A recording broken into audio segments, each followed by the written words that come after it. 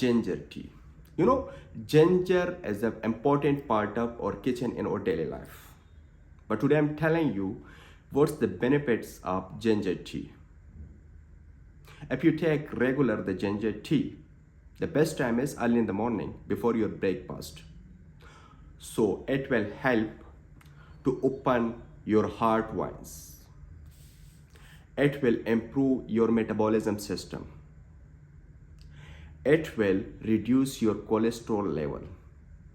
It will reduce your uric acid. And if you have the fatty livers,